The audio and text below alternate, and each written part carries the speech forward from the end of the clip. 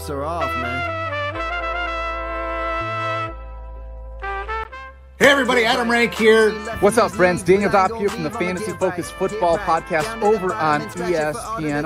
It's Fabs here, Michael Fabiano from Sports Illustrated. You know who you can trust if you've got some questions about your fantasy squad? Want to check out a cool show on YouTube that'll help you get ready for the fantasy football season? Check out the Get Right Fantasy Network. Check out the Get Right Fantasy Network. If you are not subscribed, what are you waiting for? You want to lose your league? Head on over to YouTube. Check out the Get Right Fantasy Network because they're doing everything they can to make you a better fantasy player. You got to get right with the Get Right Fantasy Network. So go and roll your sleeves up, yeah, go and roll your sleeves up. And I'm getting down cause I roll my sleeves up. And I'm getting right cause I roll my sleeves up. And I'm getting down cause I roll my sleeves up. And I'm getting right cause I Welcome in, fantasy football degenerates. It is time. Thanks for coming on down and spending tonight with us. We got a banger for you. Day one, qualifier number one of the 2025 annual Get Right mock draft tournament. Gonna be a banger. Just a quick intro at the top. I think most of you watching this probably know what's going on. If not, here's a real quick recap of what we're doing. How do you do a mock draft tournament? Good question. You do the best you can. So here's kind of what we're doing here. We're going to run a mock draft starting this week, today, Monday. We're going to run a mock every weekday, Monday, Tuesday, Wednesday, Thursday. Us four members over here at the Get Right Fantasy Network. We are going to subjectively grade each of the mocks and have a weighted top three at the end of it. We're not doing a crazy rankings overlay. It is purely, we're going to look at the mock. We're going to look at each roster. We're going to say, you know, what team did we like the best, second best, third best, etc. We're looking for a lot of things here. Right. Grading this, honestly, is the best practice I have ever done and actually objectively figuring out what I like about the draft board. So honestly, I recommend looking back at all of these. It's going to level you up a little bit. So things we're looking for. Obviously, each of us have subjective rankings. So we have some players that are higher than others, but we all have different rankings, right? So you can kind of pander to the Get Right feel. Guys, you know, we're all high on. I hope you are too. I hope it helps you win. But you know, if not, that's a way to call. But we're not really going just on rankings. Honestly, we are much more grading it on objectively. How are we strategizing, right? What kind of value are we creating? Overall builds. If we take risks, are we able to capitalize on those risks? What decisions are we making if the draft board falls a certain way? There's certain there's little things. Does your tight end and your quarterback have the same bye week? And a 5 bench spot, you know, you got to find little areas of edge when you can in your real league draft. You're going to be looking ahead. So we're going to look at all those factors, a little bit of feel, a little bit of vibes, just all the above. So anyways, that's how it goes. Top three from the Monday through Thursday qualies go on to a Friday semifinal. And then we do the same thing. We grade that semifinal. Top three from that Friday, they go ahead and they move on. Go ahead and put me front and center here. They're going to go ahead and move on to the final. And so what we're doing for a final, we got 4 Friday finals. That's going to accumulate in a league. And we're going to set them up with a real best ball league on Sleeper, where all 12 are going to duke it out for the title of mock draft champion. So without further ado, let's hop in and let's get this thing going. I'm going to hop in chat here with a 3, with a 2, with a 1, 30-second pick clock. Boys and girls, let's get it on. Here we go. This is a 1 quarterback, 2 running back. Just see here, 2 running back, 3 wide receiver, 1 tight end, double flex, 5 bench spots.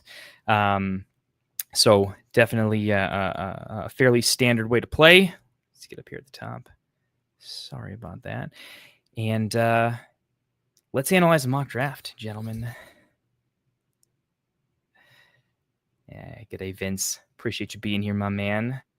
Looking forward to seeing how you draft. Starting off with everyone's favorite 101, mine included this year. I like it. Mr. Magic, how we doing? Thanks for tuning in, my man.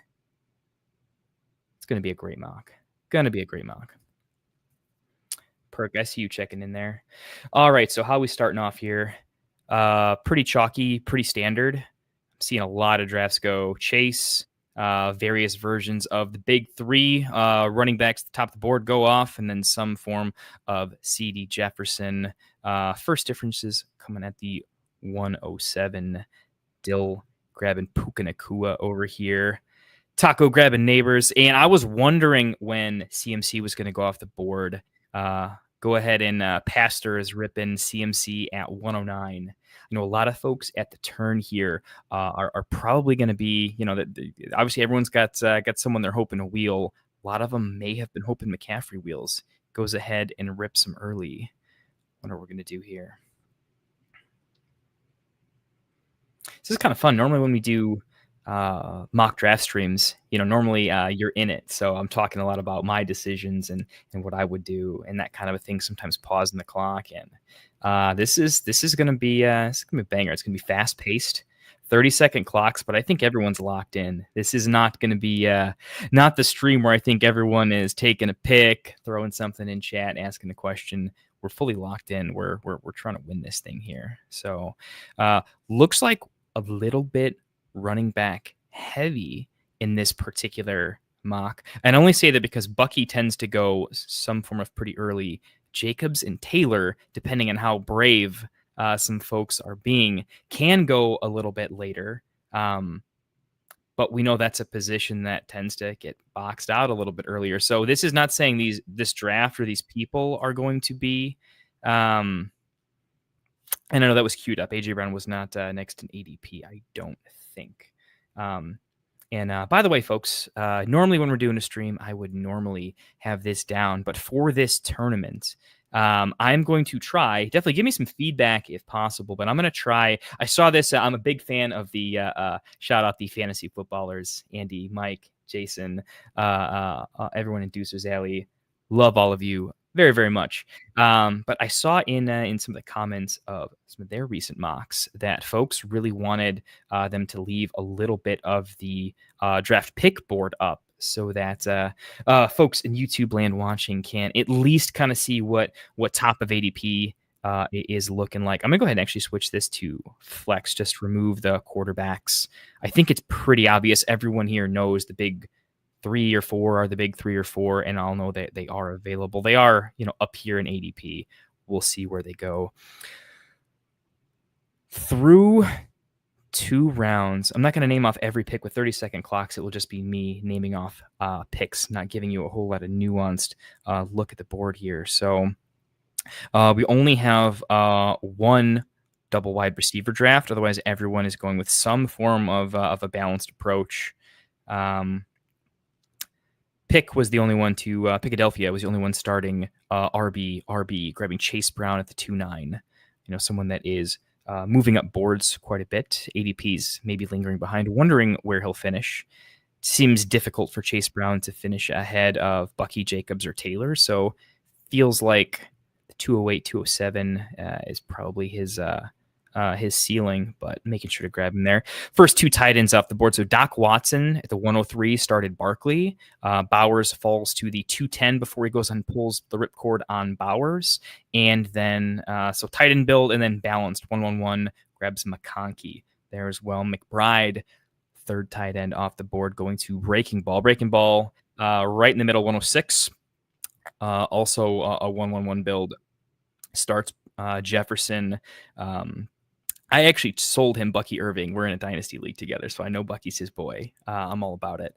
Jefferson, Bucky, and go ahead and takes McBride. Looks like about 8 picks after Bowers, so relatively close. I'm always curious to see how close they go. Sometimes they go back to back on the turn. Sometimes they can go turn, and then sometimes McBride falls to the 3. So interesting. Bowers went late enough that it does look like. Looks like Breaking Ball clearly has McBride a little bit higher in the rankings. Kittle goes in the 4th. I was wondering if Kittle was going to make it past the turn. Some folks are really, really rising on him. I'm kind of one of them. I had him in front of McBride. Unfortunately, I've actually reversed that. I've got McBride back at the 2, but I think all 3 of them are in kind of a separate tier of their own. Looks like running backs are getting spaced out a little bit here. Vince has to takes Breece Hall at the 3-1 after taking Kyron. And then we get a few more wide receivers off the board. Omari and Hampton now going in the middle of the 3rd. Wondering if he actually reaches as high as the 2nd. Remember, he was going in the 4th. Looks like he's kind of settled as a 3rd-round pick. One of my favorites this year. A couple more wideouts go. T. Higgins, Devontae Adams. The next couple of running backs go in order. Kamara, Chuba, Cook, and Walker. Walker had some interesting news today. Looks like Charbonnet's getting a little bit of work as Walker a little bit banged up. But definitely a guy I know a lot of the fantasy community is trying to figure out what to decide on there. First 2 QBs off the board. Josh Allen goes at 4-4. Lamar Jackson over at the 4-8. Notably, folks going premium quarterback are not the folks that went premium tight end. So we'll keep track of the onesies and what they end up doing. Sutton at the 4-10, by the way, one of the players that is starting to rise in ADP after the contract extension.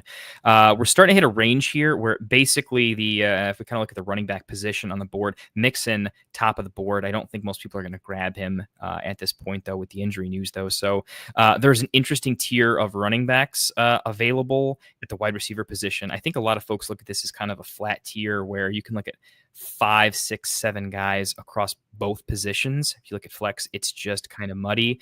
So Tabor goes ahead and says this tier is flat. I'm going to go ahead and take Jaden Daniels slipping to the 5th round.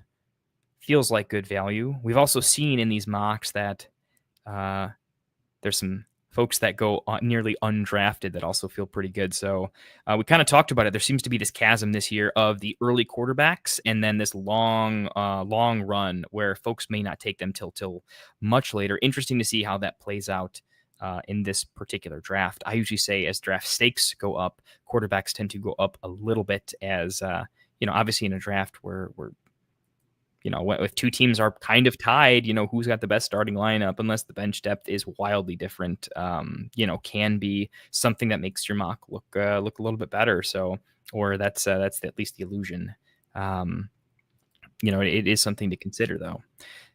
Also something to consider that I kind of mentioned in previous streams is because I think a lot of folks have late tight end targets, but not a million of them. It does feel like there are a lot of late quarterback targets. But I found that I value owned myself a little bit going hyper late quarterback, hyper late tight end. So we'll see if some folks try to thread that needle or if they pull the trigger on, a singular early position. You kind of have to guess that the early, the Lamar, basically any of the top 4 QBs that are going here, we'll see just how late they end up going at tight end, or will they thread the needle at some point and actually have their cake and eat it too? We'll have to see. It's really a tier break thing, right? It's you can always grab your guy, but it's who you're taking him over.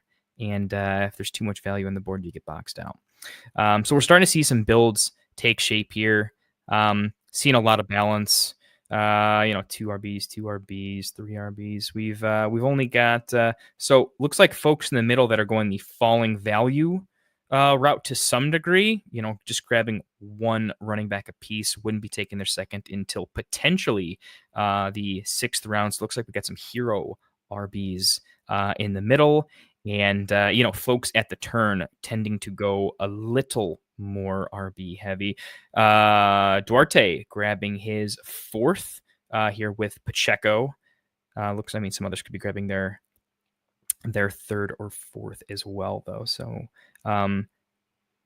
obviously a lot of balance here, and I think this is also we've gotten pretty good at fantasy, so I think you're also going to see there's this tight end and quarterback, and there's going to be this big drought. We're looking at individual positions. I kind of want to flatten out the tiers here and just talk about some interesting choices here. So looking at the running back position, Pacheco goes, Brian Robinson actually goes before David Montgomery. You don't see that all the time. Interesting pick, though. Should be a lot of touchdown upside if Washington does have a pretty good offense. I'm trying not to give too much of my own takes away, but they're going to bleed out a little bit there. 4th tight end goes off the board. TJ Hawkinson going off at 6'5". I know some folks are getting him a little bit steamed up Jefferson dealing with a hamstring injury. Some people, thinking that TJ could be a league winner if potentially JJ ends up, missing 3 or 4 weeks during the season, having to rest that hammy a little bit, as that's one of the injuries that can certainly recur. Swift, Pollard, I'll just say it. Love those picks. For me, I think if Tennessee's entire offense gets quite a bit better, they underachieved a lot last year. Running backs have such a correlation between hey, what's going on? Fishing Frank in the house. Finally joining here. Can you hear me good? I'm trying a new headset thing situation. I'm not sure how the audio and everything's working. Maybe I shouldn't have tried it the first time, but hey, you got to get it done at some point. No, you are sounding beautiful, my friend. Welcome into the stream. Glad to have you, my friend. How you doing tonight? Good. Getting off work late, unfortunately, but I had to get on the show here. It's been a while. It's been since last year, man. I haven't been on, so I still feel a little behind the times. It seems like I'm keeping up with as much as the news, all kinds of things going on. Training camps are finally getting started, so that's getting the juices flowing. And I was like, okay, this is the first mock night we're going to have for the Tournament of Champions. You better get represent over here, right? Ooh, chat's loving the man cave, man. Tell us about the man cave. You got a lot of good stuff overlay. going on there, man. That's just an overlay, man. It's just a green screen on that. It'd be nice, right? That would be nice. I was gonna let him go. We were gonna go with the deep fake there, man. Right? No. It will be. It will be one day for sure. Right? Why is this thing doing like a weird thing when I'm going full screen? It's like cutting everything off on some point, for some reason. But that's all right. I'll just kind of go it this way. Yeah, it'll happen a little bit. I'm also, we're figuring out the settings as we go a little bit. I don't have the perfect way to do it, so we're gonna lose the draft board at some point here, but not that big of a deal. I was kind of telling the folks in chat here.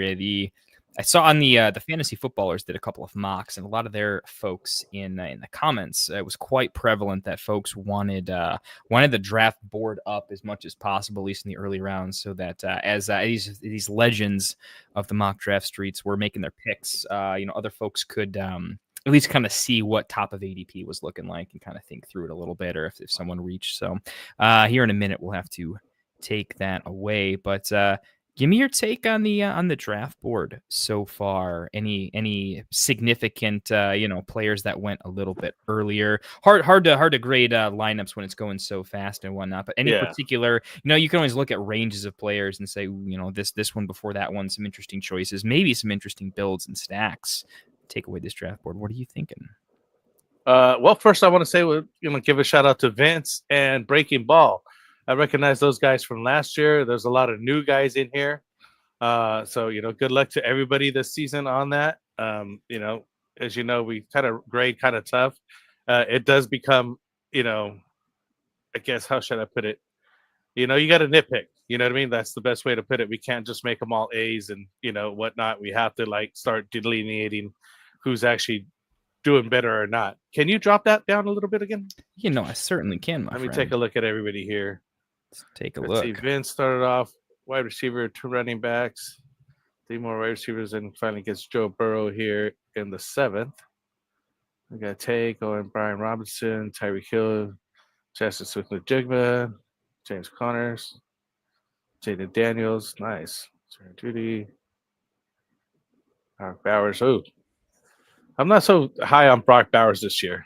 I gotta tell you. We're gonna have to come back to that one later. I need to put my I don't have like a separate show doc up here, but I'm kind of in, because it's interesting, right? The earlier a player goes, the more, if you're even slightly out on them, right, it affects your projection of them, and therefore their potential optimal ADP by a lot. So that's it's something I have to watch a little bit, is where I feel like I'm take blind, or where just in general, how far someone can be down on a certain player and potentially just be off their draft board.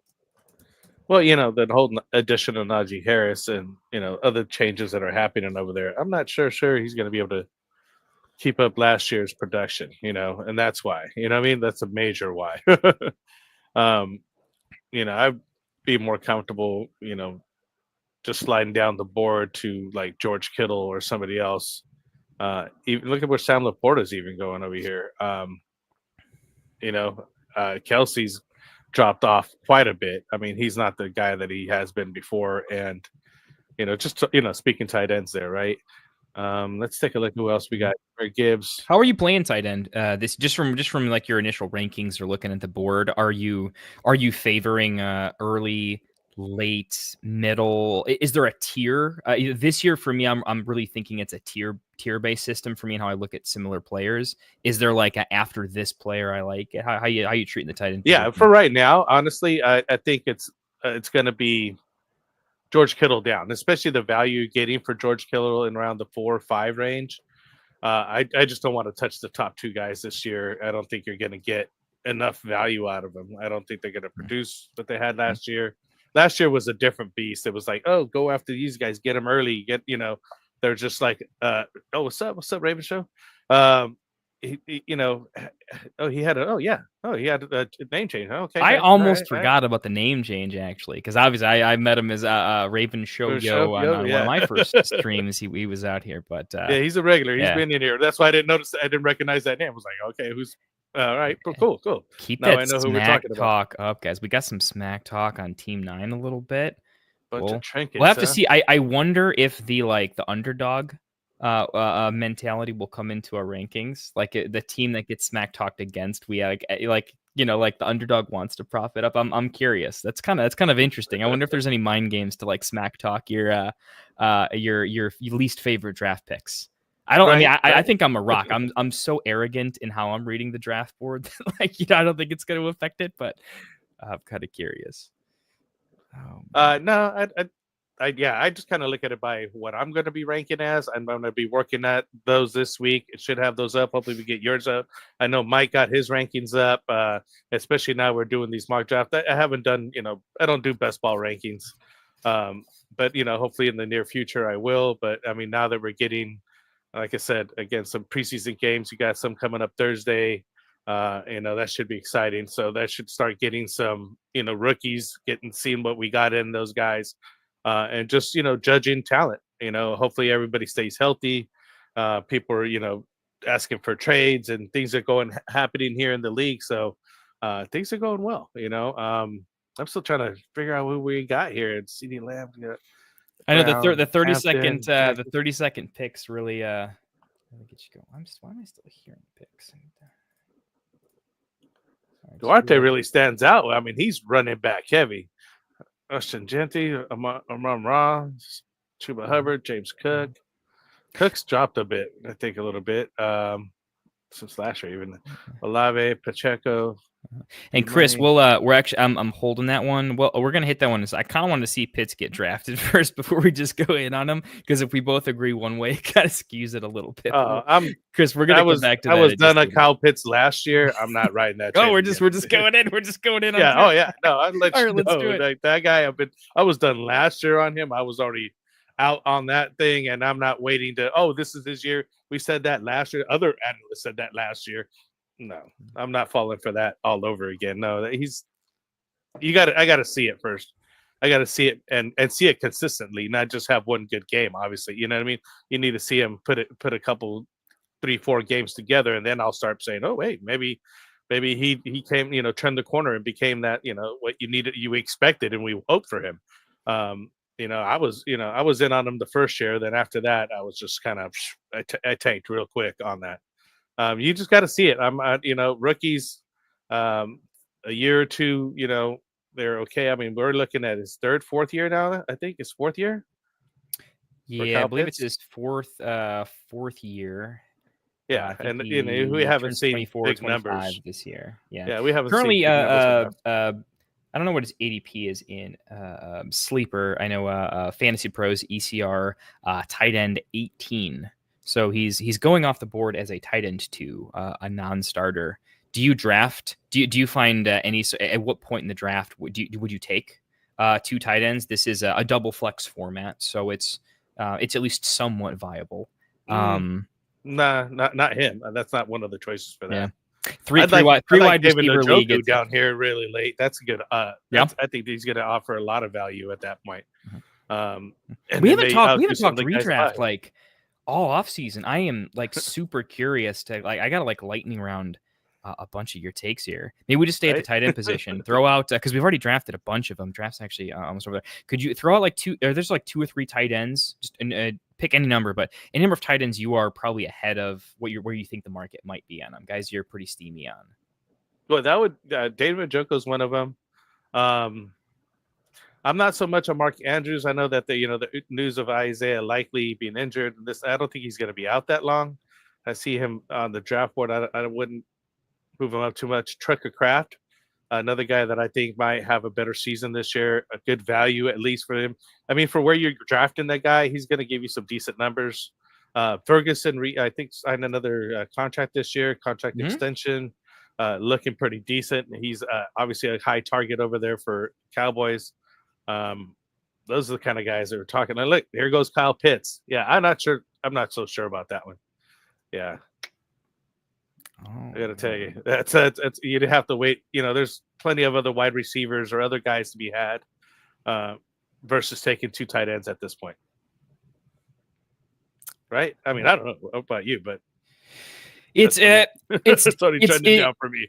It's difficult for me to like just look over Flash and like give like a super accurate take, only because like if I'm doing a live draft, I would be super locked into the board, ADP and read. So like I hesitate. If I'm like fully locked in to just how the draft board is going and looking at it, like as if I was in the draft, it could give a take on. It's so hard to like call a pick like good or bad unless like in this particular format, just because you really got to look at like what were they trying to accomplish? Was there a stack? What's going on? Yeah, what was the build like? What were they trying to build? Right? Yeah, because to me, and I guess this might be I guess a little spoiler alert to some extent, not really, but it's how I think, but. I've been streaming for like 2.5 hours every Friday night, just like pouring how I feel about fantasy football. So pretty easy to stalk my takes on the entire format as a whole. Actually, hang on here a second. I'm kind of curious. I was just gonna say yeah. Before we go into, I was just gonna say real quick, how much value do you put on the fact that this is? I would say like a hyper competitive. Everyone here mock drafts a lot. They're in a lot of mock draft communities. They mock everywhere. They mock with us. So, I think it's you can have a strong opinion about their player takes, but I think in general they've practiced enough and they have access to all the tools. This is probably one of the more competitive streets you're gonna see if you're playing in a real league where everyone's really sharp, well rehearsed, and practiced. Does it change how you construct? Oh yeah. I mean, let's say I go into just a Yahoo, auto draft almost, right? There's 1 or 2 guys that may stay in there for the first 5 or 6 picks. And then after that, it kind of just dwindles out. And, maybe you got 1 to 2 guys that actually finish the draft, right? I mean, that's not much realistic or competitiveness in that. I think the drafts that we're putting on really help you for your actual draft because these guys stay in it. They're trying to, put in a competitive effort, you know what I mean?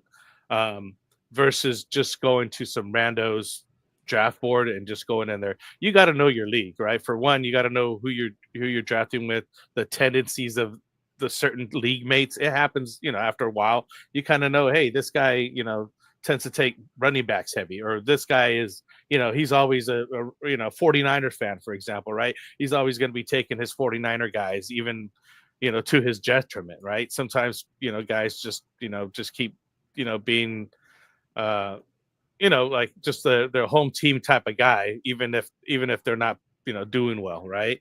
I used to do that in the beginning of playing fantasy football, but now I've stripped that away where I'm like, no, I got to stick to the players, to the stats, to the actual guys that are going to do well and build the teams that way. Your team's not always the greatest that way. I mean, there's a lot of guys that kind of, go for the home team situation that doesn't work out well at all. I think that these guys with us, I've seen some incredible drafting. Some of these guys, I'm not so sure why you want to play leagues in. I'm like, I think they're, like poker. It's like it's bad table selection. This is it's going to be tough. Yeah, it's going to be exactly. It's going to be a long night. We're going to be be careful when you go all in here. You know what I mean? Type thing. Yeah, I think it's definitely going to affect how I grade the mocks to some extent. At least like how I apply my rankings of some players, at least in like, if you want to grade how someone drafts without knowing their rankings, right? That's actually like a difficult ask, because I want to grade these teams not exactly on my rankings, but like if I knew how they thought of a player, I could still give a pretty accurate take on like, even if you like this guy, do I like or dislike where you took them based on how they feel about them?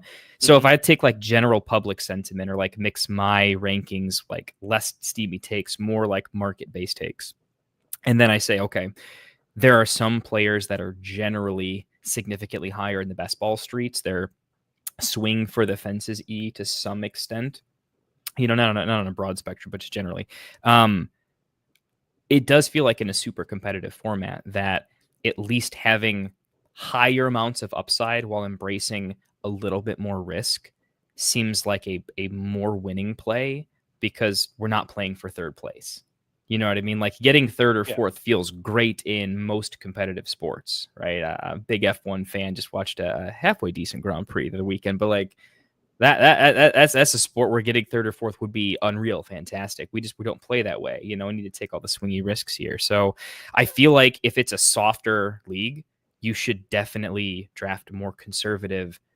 You're never going to win your draft in the first round, but you could lose it, that type of stuff. Like I love CMC. If I was in a soft league where I think I have like more of an edge than normal, as much as I love him, and I think he's the highest ceiling in fantasy this year, I actually just wouldn't take him, because I wouldn't introduce any risk. I would take the safest round 1 and 2 plays I could and just gain edge the rest of the way. Where if I'm playing against these guys, my draft might look a little bit different, right? The amount of a second QB a rich I have might be a little bit higher. No, I agree with a lot what you're saying there, because some guys and leagues specifically, you have to kind of shoot for the fences, right? You got to go for that, take your shot right now. And Anthony and I always used to say, draft your guy, and try to get the guys that you, like you're saying, you got their own personal rankings, right? And within that, you have to kind of go with, okay, this is who I think this year is gonna, excel their projections, right? And this is who I think people are not looking at, or whatever, for whatever reason, you're high on those guys, right? Oh, that's an interesting setup. That's good. I just want to I like it. That's a good idea. No, that's good. And doing that, sometimes you do add more risk to your draft than you normally would, instead of taking the steady Eddie guy, the safe play that doesn't get injured, but also is not flashy. Sometimes that's good, but sometimes that just leads to second place, right? Because now your guys just aren't overperforming. You didn't like last year shoot for Brock Bowers. That was incredible, right? I sometimes I shy away from especially in redraft the rookies, because they're not as important. It's not as important because if that guy goes off, I mean, it's one out of how many guys are out there that actually go off, you know what I mean? Versus best ball, where you kind of want, you want that rookie, you want that explosiveness, you want the guy for a long term. Not best ball, I mean, for Dynasty, and best ball is also that same kind of mentality. Is you want those guys that are going to have that breakout season, right? You want those guys that are just kind of, shooting for the fences every time, so that way you could get the most amount of points that you can. I think they all have their merits, but I think that you have to, at some point, I'm going to balance some of that, risk versus reward on some of these guys. You know what I mean? Because I could see some of these rookies just, we always, oh, this is going to be the next guy up, blah blah blah, but then they don't. It's a flop sometimes. Some of them do flop, and it's even those number one guys. You know what I mean? We still got to see Austin Junty do it here. You know what I mean? It is the NFL. Even they do a lot really good in college and stuff like that, but sometimes it just doesn't translate to the NFL. I could not agree with you more there. Just giving the folks in chat a little, or actually our wonderful drafters, just letting them know, appreciate them coming out. That's a draft, folks. That's day one, qualifier 1, 2025 Get Right Fantasy Network mock draft championships. That's a first draft in the books. It's like crazy. How locked in was everybody? 30-second picks tends to go pretty quick anyways. But when you're at 34 minutes of time on the stream here, that's fast. That's is fast. fast. They were locked in. This is normally about 5-10 minutes longer. Yeah, usually it slows down in the middle a little bit because okay, the top guys kind of come off the board and everybody's pretty much in agreement of who these top 20 to 40 players are, and then you kind of okay, do I want to take this guy or do I want to risk on this or do I want to reach right? That's pretty solid right here.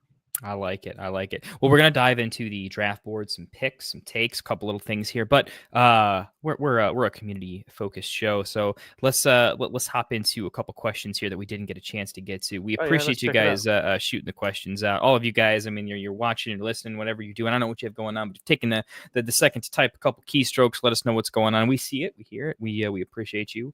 So I'll throw it over to you. Question from Mr. Magic: who do you guys like more out of DK? Actually, I'm not going to say Tet here. He's come out. He does not like being called Tet. He prefers T-Mac. And as someone who is kind of spicy on him, I want him to like me. I'm going to draft him a decent bit. So DK, T-Mac, and I'm going to say DJ Moore here. So DK, DJ, or T-Mac. Who do you like more in PPR? Maybe rank them. You got a strong take there, Frank? I'm going to stick with the tried and true DK Metcalf, man. I think, being Pittsburgh, he's going to be a number one over there. I don't see that changing, but I mean, Caleb Williams over there with Chicago, DJ Moore, they were looking pretty solid last year. T-Mac, shoot, that's tough. I think I'd go DJ Moore first just because he has a better quarterback. I think, we're still trying to figure out what's going on with Pittsburgh over there. T-Mac, I gotta look up his numbers and see where we're at with him. I know you're like him, so I like him, but in this particular ranking, I like that. I think T-Mac falls a little bit farther. I think he goes about a tier below. Like he goes like in the next tier of players, and I like him kind of on the comeback. For me, T-Mac, I think might suffer a similar fate to, and I don't know why. Like this is not an anti T-Mac take, but like hear me out. All right.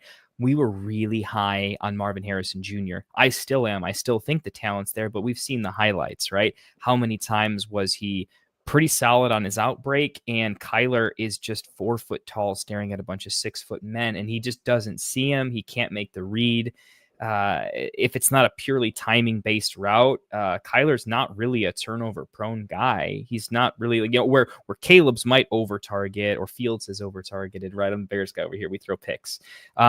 Kyler just doesn't hit him. Why are we saying T-Mac should be great when Bryce Young has kind of had some significant challenges? And in the last third of last season, what I saw was him finally using his legs to help break some plays, gain some yards. And yeah, he looked a little bit better passing the ball. But in my opinion, I think T-Mac is going to suffer a similar fate to Marv in that he's talented, but his quarterback is going to hold him back. And it's a team that wants to run the ball a lot. And I think their running game got even better. Chuba's already great, but Trevor Etienne is a fantastic pass catcher. So that's why I have to put him a little bit lower. We just talked about ceiling versus playing it a little bit safe. In this case, I think he lacks a bit of ceiling for me personally. When I project the total passing volume for the Panthers and how I stat out all their wide receivers together. For me, this is it's pretty close between DK and DJ Moore. How I project it is I think Chicago is going to pass the ball a little bit more, where DK is on a very run first team. I do think he'll be hyper targeted, but Garrett Wilson being hyper targeted was good, not great, right? And I'm a huge Garrett Wilson guy. This is really, what do you believe more at the quarterback position? And I'm gonna trust Ben Johnson, and I like a lot of what he's doing with DJ Moore. If you see him, he's doing a lot of behind the line of scrimmage, a little more he runs after carry type of stuff, and that's what we love in fantasy. There's extra points for that. So give me DJ Moore at the top, give me DK2, and give me T-Mac. Unfortunately, a distant third, a tier below. Yeah, I'm right there with you. I mean, rookie, I've heard great things about him. Everybody's just ranting and raving about T-Mac over there in Carolina, but I mean, you got to look at the quality of the quarterback and Bryce Young. He's getting better, but he's not there yet. And like you're saying, yeah, better. I think the better quarterback is DJ Moore. I just thought, shoot, I'll just take a look at Fantasy Pros rankings, and they're literally DJ Moore and then DK Metcalf, 20 and they're 21. back-to-back, yeah, They're 20, back to 21 there. back, man. And then you got, T Mac literally towards the end of that same next tier, tier 4. Although don't get me wrong, I'm gonna probably, if anybody I'm gonna go for is a wide receiver 3, will probably be him. Like, I'm gonna try to get pieces of him as I can through, either a best ball draft or a redraft, because I think he's gonna be a good standout for a wide receiver 3. I just don't think he's wide receiver 1 or 2 money yet.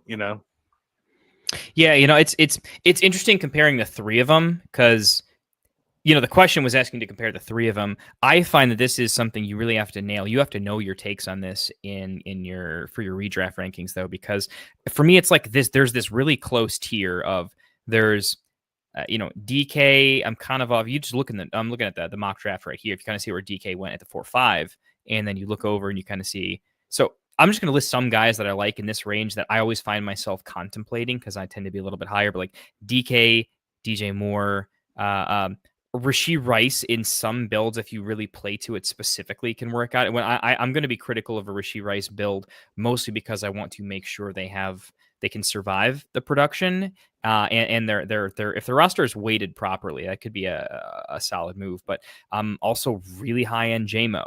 I'm very high end Xavier Worthy, and I feel like those two guys are pretty big ceiling plays. George Pickens is one of my favorite wide receiver 2s.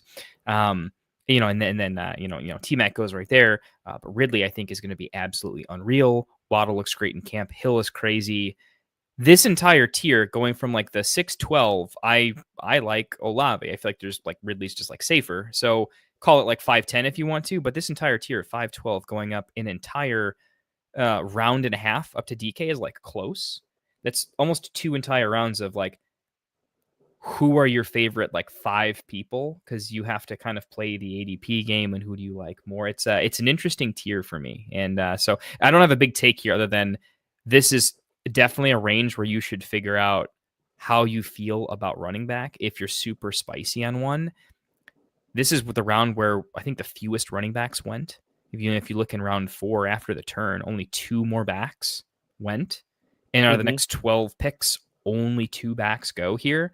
Because the wide receivers feel so good in this range in the 3 wide receiver format. In many builds, this is an area where you're going to look at wide receiver, you're going to see running back, and you're going to see a lot of names. That's a big running back dead zone, literally, like that you called it right there too. Yeah, because then so after Olave, and it really is this like different tiers can go different ways, but for me, actually, Travis does end the tier here at 6-2, and then everyone's like, okay, those chalky wide receivers that like it's easy to fall in love with any of them for a lot of different reasons. Pick your poison, pick your upside. Then all these running backs go, right? But it's very clear, like all these running backs go after this massive tier of wide receiver.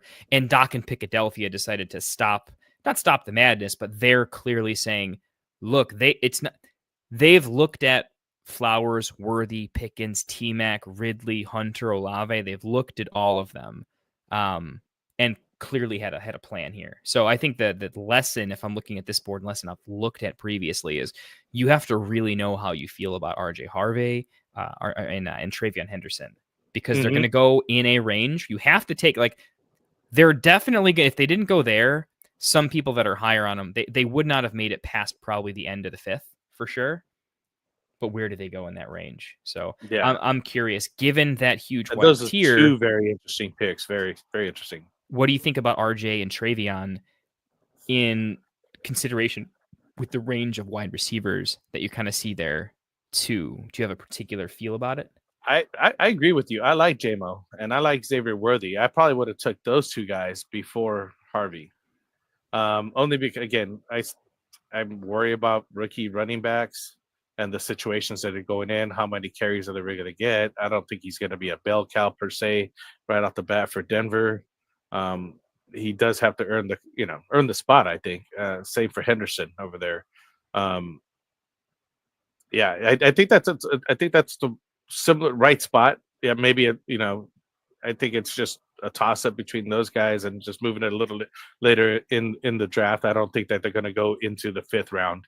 Like you're saying, somebody in the later half of this same round would have taken them instead of like guys like George Pickens in Dallas. I would have took a flyer on those because I'm not sure how he's going to do over there in Dallas. Right? It's a new situation for him over there. They're right there next to McMillan because McMillan's right after that. Ridley, Waddle. I'd take him over Waddle. Waddle's just been down the last couple of years. Olave I really liked, though. I would have put Olave in front of all these guys right here. But yeah, it's just hard with those rookie running backs. Do you want to take them? I mean, they're good for best ball, not best ball and dynasty, right? But this redraft situation is, and he's your second running back. I mean, thank God this guy has Barkley. You know what I mean? Like, because that guy's going to carry you. That's like a hero RB build, if you want to call it, if anything. But it's going to be tough. I mean, like this other guy here, he's got Gibbs and Brown already. So Henderson is his third running back. So I'd feel more comfortable with that kind of scenario than having him as your RB2. Is having him as your RB3. You know what I mean? Yeah, I mean, there's not enough time on this stream for me to go. This is definitely one of those mocks where I'm already thinking to myself, man, I'm gonna have to do like additional videos going super deep, using these mocks as examples to kind of show some concepts and things not things to consider mid draft, right? And one of my big things is I feel like there's separate, just a little PSA to the chat here. There's practice that makes sense in practice. Repetition doing mocks, and if this is not a mock, this is their like Super Bowl tournament qualifier. If I'm one of these guys, I am locked in, Red Bull driven. Let's go. There's things that you do in practice, and there's things that what I mean is there's things when you theorize in your head versus what you practice in a mock is what I mean, right? So there's like when you look at a draft board and figure out, okay, I'm going to figure out, I need to sharpen my player takes here because I was indecisive at this pick, versus when you're live, you're reading other things. You're reading, okay, the board looks like this. Here's how other players are playing the board, right? And it's kind of giving you sort of a predictive analysis and a feel, sort of a, Fish and Frank over here. You can just kind of feel how hungry the fish are and what spot, how the sun's hitting the water. It's a feel thing though. Your brain's processing so many things. It's feel because you can't describe all the thought processes. In this particular example, there's a couple pretty interesting ones. Like I'm going to pick a little bit on Doc Watson here just for a minute. What I'll give him credit for is he is clearly going with a very upside driven, it's his take on something. It's almost slightly contrarian, if I'm being honest. I'm going to ding him a little bit though. Okay. And here's why. This is not a pure best ball format. It's hybridized, right? So we're saying we're drafting as if this were a league that you'd have to play out. Right. But we're also wanting to play that league with additional upside to some degree. I'm not saying completely like 0 to 60, but we're going to tweak it to upside because it's hyper competitive.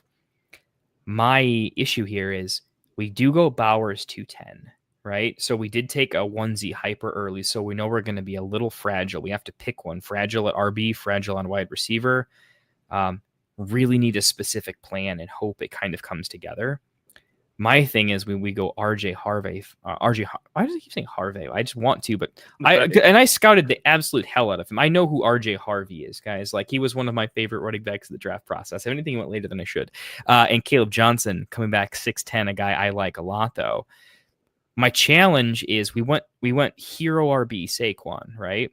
And I think the idea is we're saying, okay, I'm going to solve RB2 between RJ, Caleb, and even Scatapoo to some extent. Like I'm gonna right? I'm gonna have my RB2 between all these guys. I'll figure out my RB2. You know whose RB's gonna be end up being Chubb. Chubb. No, it's not gonna be Chubb. No Houston running back is gonna be good for a while.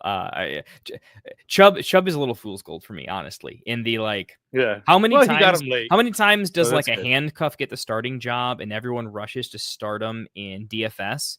and then they score like 12 points. And it's Wah, like, wah, wah. yeah, they're the starter, but they weren't a chalky starter. Just because you're the starting running back doesn't mean you or your team is any good. That's the running back position, folks. Sometimes Saquon wasn't very good in New York some years, right? That's what an O-line can do. Ollie Gordon in college, he was really good until his O-line sucked, and that's why he got drafted so late. But love me some Ollie. What I was saying here is he could actually suffer if Caleb Johnson really doesn't see the snap share and the offense is a little bit slow and the passing touchdowns are a little bit heavier than the rushing touchdowns. Maybe he's not necessarily the red zone guy right away. Let's just say they take a slower approach. Camp News says he's struggling a little bit in pass pro, and maybe not just a little bit. I don't buy that. I think he'll figure it out. He's too ridiculously good. But there's this narrative where like week 1 and week 2, RJ Harvey's snap counts a little bit low. Caleb Johnson's snap counts a little bit low. Scadaboo's counts a little bit low. We don't want to be giving up weeks because we're losing 2, 3, 4 PPG at the running back position when we didn't necessarily have to. And it's not pure best ball. So once they all start hitting, is the idea that we're starting 3 wide receivers and then we're starting all of them. Does that make sense? Right? Yeah. You know what I mean? Yeah. Can't get them all in there. It's like there's like a slight lack of balance for me potentially in this build. Yeah, it's too many rookies. It's just too many rookies, man. At the same time, McConkey, Sutton, I like McConkey. Kupp, I guess Rome and Kupp, like the Chicago offense, could be swingy if Caleb's not as good. Rome is sort of an upside play, not necessarily a stabilizing play. So this to me feels like if this were best ball, I would love this team because it's got a lot of narrative that can like skyrocket and you just don't care if it's not good. Yeah. There seems to be like an elevated risk factor here. It doesn't get dinged as much in this format because like you have to absorb some risk, but where would I change? Where would I change a pick, if anything? Maybe a little bit. The interesting thing is the RJ Harvey pick. If it's not RJ for me, it's probably Henderson. If it's not RJ or Henderson, it's still a wide receiver and we're still hero RB. So actually, I'm kind of asking myself, where would I change? I think the only place I would actually change is I kind of like Hampton over McConkey. No, I would love McConkey. That's not. I don't know. This is interesting because like I wouldn't go running back. I wouldn't go running back at 7-3. Wide receiver, and then went running back. There's no RB at 8-10 that like makes me feel stable anymore. Probably not necessarily. So it's interesting. It's just like the decision to go RJ Harvey and Caleb Johnson. Maybe it was a concession to who else are you really taking here? Because maybe he didn't want to take Caleb Johnson. Maybe he was hoping for like a Swift, Jones, or a Pollard. Jones, yeah. And they just all went. Yeah, all those guys that went right before that. Yeah. So maybe a lesson to be learned, okay? If you have no running backs and you are going into the 5th round, right? Let's say you're a later pick. You have hero RB. RJ Harvey and Travion Henderson go off the board. What do you do? So what did Breaking Ball do? Break him down for me because he had hero RB Bucky. It got to round 5. He takes Worthy. Again, Doc pulled RJ, and we're trying to ding him for this little rookie combination. Maybe we're not, though. Maybe this is just an interesting thing to figure out as we draft. Breaking Ball says, I'm just going to take the guy I like.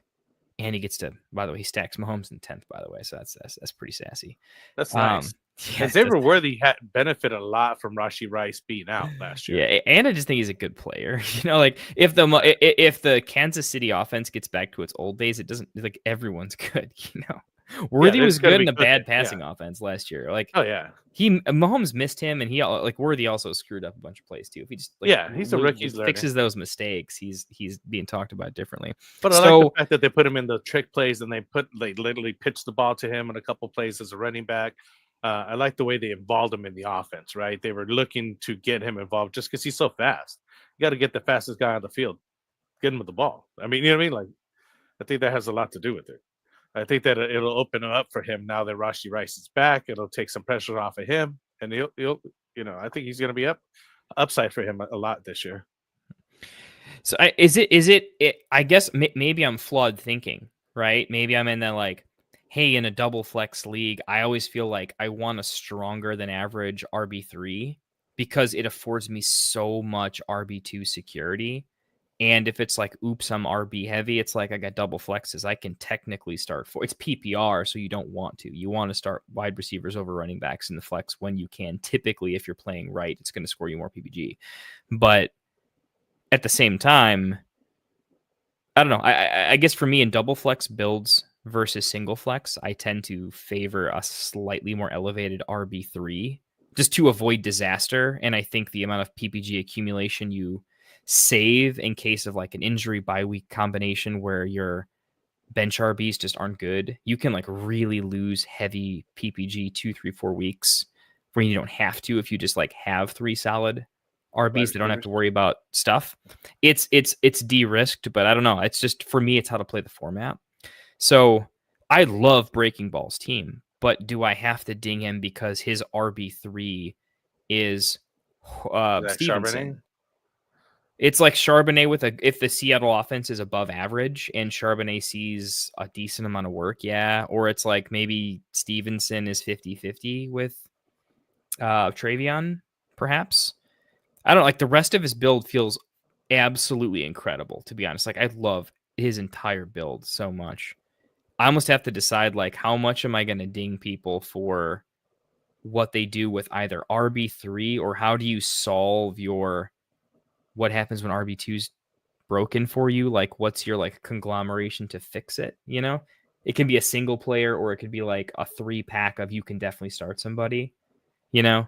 Like the Jalen Warren feels like a stabilizing force. I don't know. It's interesting.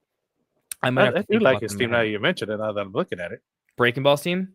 Yeah, it's a nasty team. I really like it. You know, that swing in the middle is what gives you like best player available. Sometimes that's what he was kind of taking. Mm-hmm. You know, wide receiver, running back, tight end, smashes a couple of wide receivers, gets a second tight end, a couple more wide receivers.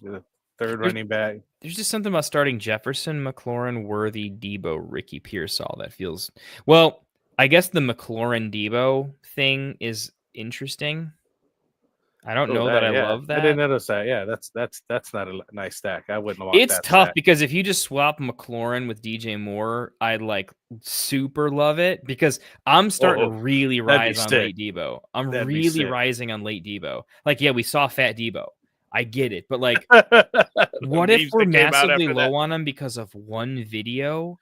Yeah, and like we were off on Jamar Chase because he couldn't catch balls in practice. The guy always looked big, though. I mean, to me, he always looked like a big guy, and he could carry that weight. He runs good. I know. I feel like I saw something that the beat reporters, like the super local guys that watch every day of training camp, are basically saying like, dude, he's like the guy. He's doing a lot. And with the Terry McLaurin thing hanging over everyone's head, the team is prepping for Debo to get a shit ton of work and maybe some jet sweeps and ender.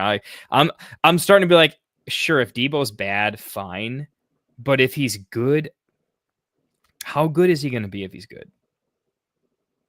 It could be like a shit ton of work. Yeah. I mean, he could be a great. He could also be like injured. Like I'm not going too crazy on him, but like it's hard for me to take Debo. It's like ever because Josh Downs is still on the board and Ricky Pearsall is still on the board, and those are like two of my absolute my guys. I want 100% You want Downs of them. And Pearsall? I want them in 100% of my drafts this year. I like Downs over Pearsall. I still need to see more from Ricky there, but Downs was putting it down last year, and I think he's breakout season basically for him. Dude, Pittman still can't stay healthy. It's like he's fine and he's not, and like, oh my goodness. And I don't care what QB throws in the ball. Honestly, you know what I also like about this team though. Before we move off of him, Loveland late. Little Colston Loveland. He is impressing in 11 on 11. Look at that. Look at him. He's just a nice kid, man. I love this kid. Love this kid. Look at that age. Look at that age. He's going to be so good, so well coached over at Michigan in an offense that barely threw the ball. What if they did throw the ball? Oh my goodness. How good would Loveland have been if they actually threw the ball like more than 3 times? Yeah, he has a true NFL coach over there coaching him at Michigan. So you know what I'm saying? Be very well coached coming into the NFL. Yeah, I am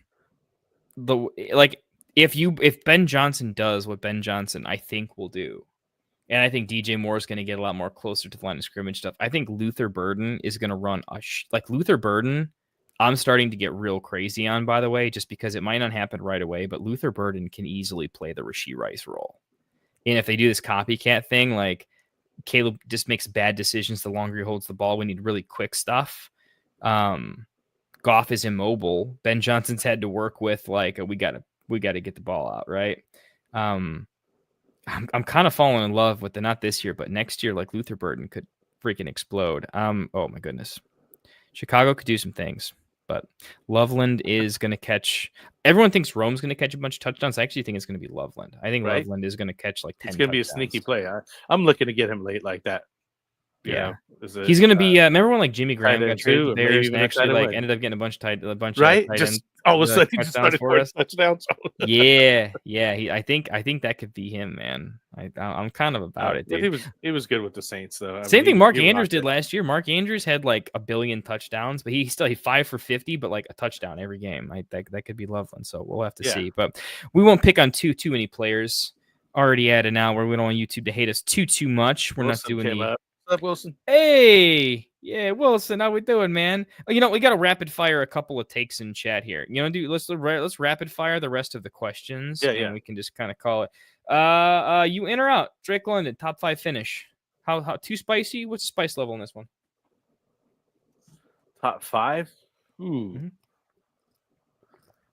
Top 5 wide receiver, not fantasy. Yeah. I got to think of who we got. You got Chase, Lamb, Jefferson, Puka, and Neighbors. I don't see him breaking into that. Let's see. I would say just I outside. I have him just outside the top 5. I think him and BTJ could be close. I have him above Nico. Right, Amon-Ra's falling in my rankings a little bit. Ooh, Could he finish top 5? He did get a lot of touchdowns. They helped him a lot last year. And I don't think he could. He could. Puka's got a Stafford issue. He's injured, so that could be an issue. Jefferson only has to miss a couple games. Like Jefferson will clearly be there in PPG, but Jefferson misses a couple games because of hamstring or whatever. That could happen. Neighbors that lingering toe. Neighbors misses 2-3 games. That could be a thing. So I need 1, 2, 3, 4. I need one of these guys to be out so he can be in. I can easily see like. BTJ. It's hard to say. Like BTJ, I think is getting underrated. BTJ needs to go higher. I don't like Nico. I think Amon-Ra is just going to be okay. I think London could finish top 5, but I don't think there's a world where London like earns the top 5 because he's just like a top 5 guy. I like him, but I permanently see him more as like.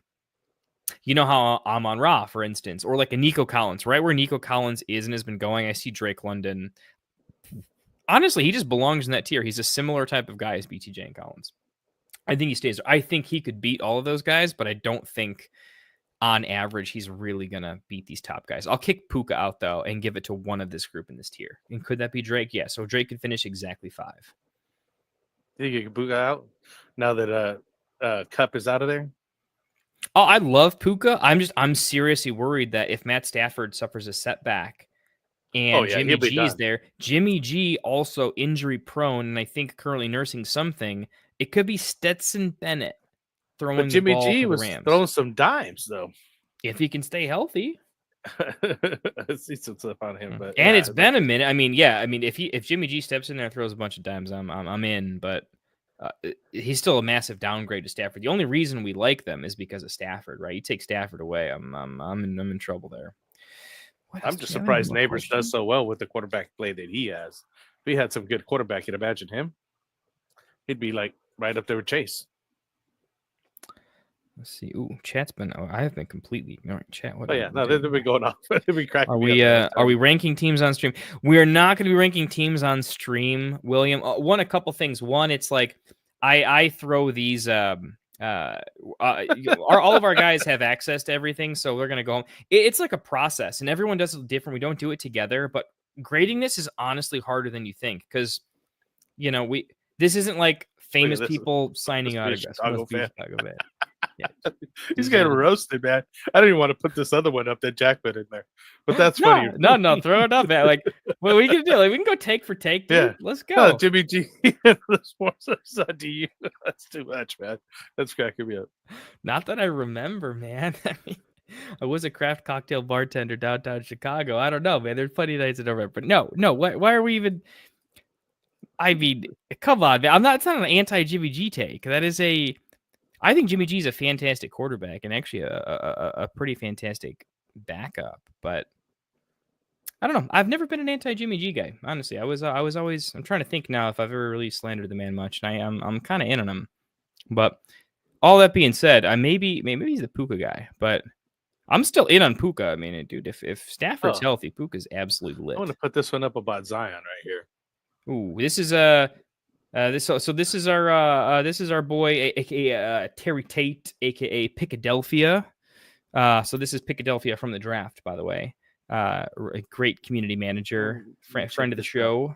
He's actually been on the show. Oh, nice, Pickadelphia, huh? Yeah. So you went Gibbs, Brown, Wilson, and the reason I wanted to put this up, I seen some stats in the other show and whatnot, and they pulled up basically ran the numbers on the best kind of streaming or consistent, and double RB, or in this case he called it double hero RB, has been the most consistently winning format throughout the years. No matter, even when it was like, oh, we got to go with these wide receivers and this and that, but starting your team with 2 running backs has solidly consistently won fantasy football in just about all the formats. It's just the way it works. It's worked out. The numbers show it. They kind of threw out the numbers. I gotta pull up that one, but I did like his draft. It was pretty solid. Sometimes you just feel comfort when you have those running backs locked up, and you could just do whatever you want almost after that. You know what I mean? I just feel like, okay, he's got Wilson, DJ Moore, which we liked, Henderson over there. And then we got Jordan Addison, who's got super high upside again. Diggs, Evan Ingram late, Bo Nix is a QB, then he finally gets Isaac Arendo, Ford, and Hunt, late. Yeah. I don't mind it. I mean, it's I think it'd be range at least, but I mean, I don't want to grade everybody here, but now that we're looking at it, Whoa! We got a big dono here. Oh, whoa! Super chat, let's go. Super chat, Fuller McAllister. If you guys don't rank the teams, we will rank them. Man, Fuller's paying for it though. I mean, you got to reward the paying customers, because my wife definitely wants some utility bills getting paid from this wonderful hobby that she puts up with. My wife actually won our office fantasy league one year, like just straight up like beat me and other very good fantasy players, by the way. So I shouldn't slander her name. All right, Fuller, let's make a deal. Because here's the thing. Who's ranking the teams though, right? Because Frank has to rank all the teams. We don't rank all the teams, by the way. But just so Fuller and everybody knows, we would share this because I would release it. Our current format, just for the sake of time, right, is we kind of rank all the teams, but the idea is we each pick our favorite 6. Okay, and we rank them 1, 2, 3, 4, 5, 6. Right. So and there's a reverse point system, right? First place 6 points, second point 5 points, etc. It's not a perfect system. It's just what allows us to do it fast enough. Yeah. So you can separate the top half, then rank them, switch them around from there, and so it becomes like a real weighted system for how we pick. So Frank's got to do that. I got to do that. There's 2 other members. So Fuller, definitely don't feel like you have to super chat anymore, but I'll make a deal with you. All right, I will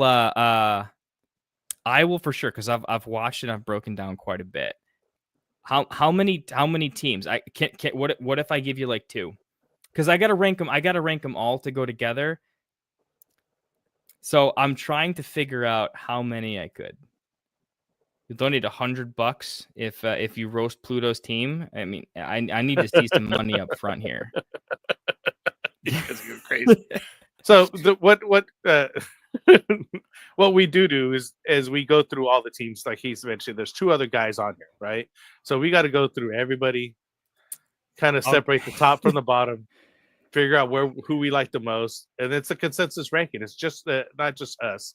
because somebody donates 100. I'm definitely not going to sleep tonight. I will just rank all the teams right now for sure. If we get up to 100 donations, I'm working the rest of the night. That's happening. Just throwing that out there. I got a quarter bottle of gin. It's no problem. I got a notebook. I got that. We'll do that. I'm just throwing that out there for chat. I will absolutely do that. But so yeah, let's do work right there. we got to reward the super chats though, because the wife will appreciate it. I'm going to throw this out. I will try to give my honest, right off the cuff, who I think is probably my top 6 or who's close. The exact flip flops I probably can't give because I'm going to go back and forth a couple times, but I am definitely going to try. I'm going to attempt to go my favorite 6 here, in not necessarily a particular order, but I'm going to try to lightning speed this a little bit. Breaking Ball is definitely in my top 6. Did Fuller draft? Well, it's tough to know because sometimes their sleeper name can be different than on here. So yeah, that's what I'm trying to figure out if he's in here or not. Chat, help us out. Who is Fuller? Did you draft or did you draft with us or talk to us, my friend. Let us know what's going on. Frank, feel free to jump in. You might actually have to take a take here or two because I know Breaking Ball is in my top 6. Philadelphia is in my top 6, although I don't think he'll be like top 2. I've got a cup. I think I would have gone a little more wide receiver heavy a little bit later, perhaps, at least with like the Kareem Hunt, the double tight end, double quarterback. I think it's not perfectly how I would do it. But I'm not saying it's bad, so he'll probably make the top half. Who's that? Doc Watson, I'm not sure. I'm honestly not sure. I'd have to rank the other builds a little bit. Vince's team looks pretty good. Give me a take on Vince's team. Just off the cuff, a Chase Burrow stack. Running backs, I mean, I don't mind, but I feel like I'm safe. I'm safe at RB3. I have something startable. Oh my goodness. Well, I like his team a lot. I mean, I guess we're doing it. I guess I'm working tonight, man. We got to roast Pluto's team for 1 minute. Frank, it's happening. If we're gonna do this though, we're throwing some gin in this. All right, Chris. If we're gonna roast them, we might as well do it. To drink, but I'm gonna get ready here. Frank, you got like a full bar in the background, right? Right? Yeah. And anyone else a fan of some G&Ts? Even if they request a refund, the fact that they did it, we'll figure it out. Yeah, no, it's all good, man. It's all good. I'm doing this thing, man. I like Vince's team, though. I like the stat that he has there with Burrow, as you mentioned. Kyron Williams, Breece Hall, Devonta Smith, J-Mo, I really like. Godwin, I'm high on this year. He took Pittman late, I think he even went later than Downs, right? Yeah, he went after Josh Downs, so that's nice. Where's Pluto? Jordan Mason last year, the backup over there in San Francisco. Now he's on the new team. Hopefully you get something done. Tank Bisbee. I'm on the first defense. Jake Ferguson. I've got to tell you, he'd be in my top 6 for sure, Vince. All right. Vince would be in my top 6 too. Pluto. I don't know who you're in a league with, but they love you. They love you dearly. It must be your birthday. They want a full Comedy Central roast. Okay. So I'm going to do my absolute worst take. I'm going to give the league losing take for every single player on your team. We're going to see how we do it. All their fantasy players, I want from the bottom of my heart. Please forgive me for what I'm about to do to you boys. Love it. Okay. CeeDee Lamb. Okay. Here's why you're a dog shit pick at 1.5. Okay. Here's the thing. There's no one on the planet that thinks you're better at football than Justin Jefferson. You know this. Jerry Jones is your owner.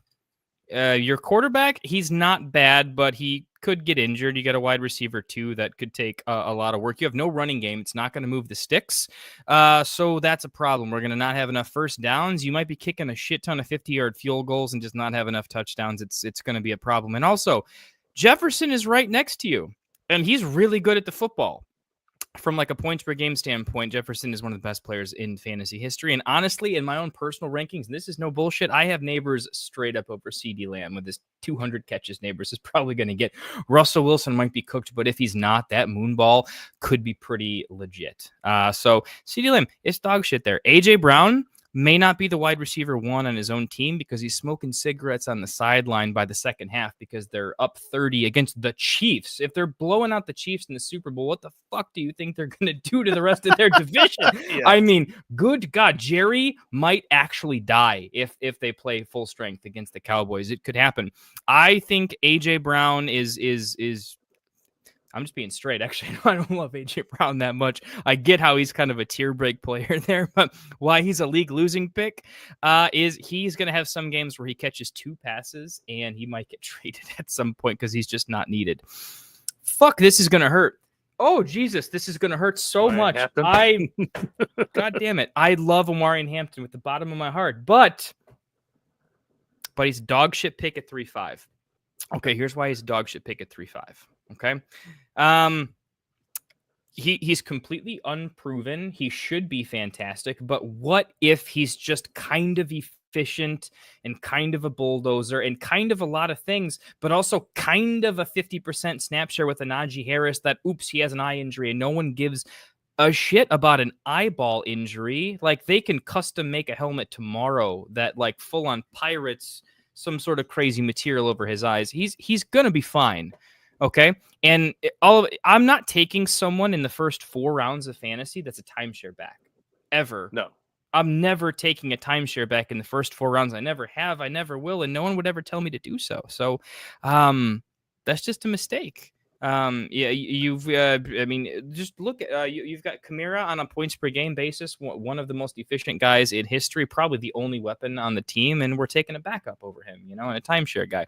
It's a fucking problem. Lamar Jackson at the 4.8. This is no problem. I got to unfreeze you, Pluto. Okay. Here's the problem with Lamar Jackson at 4.8. Caleb Williams at 13, Justin Fields 13, Dak Prescott 13, Purdy 13, Herbert in the 13th, Drake May in the 13th, Penix in the 14th, Jordan Love in the 14th, JJ McCarthy and Justin Jefferson. What a stack, by the way. Breaking Ball. I mean, Pluto also, you're getting dunked on because Breaking Ball took the wide receiver you were supposed to take and got the quarterback that might finish around Lamar in the very last round. You're getting roasted. Oh my God, guys, this is painful. The chat's not even gonna know what's fucking real at this point. And I'm not gonna know what's fucking real at the end of this. No fucking idea what's gonna happen. Aaron Jones is the RB2. He's not the goal line back. He's like 32 fucking years old. His quarterback might run for more yards than he does. And he's I don't know. And I just don't like him. I'm a Bears fan, so fuck him. Fuck him and fuck the Vikings. No offense. I know we were just talking about Justin Jefferson and JJ McCarthy. All right. He's a Packer. He always will be. And he stayed in the NFC North just to screw me over and beat my team. And I don't like it. I don't like it one bit. And you know what? I like Caleb Johnson a lot better. So, you know what? That's what we're going to do. Matthew Golden. Well, this is going to be easy. This is going to be an easy person to hate on. All right.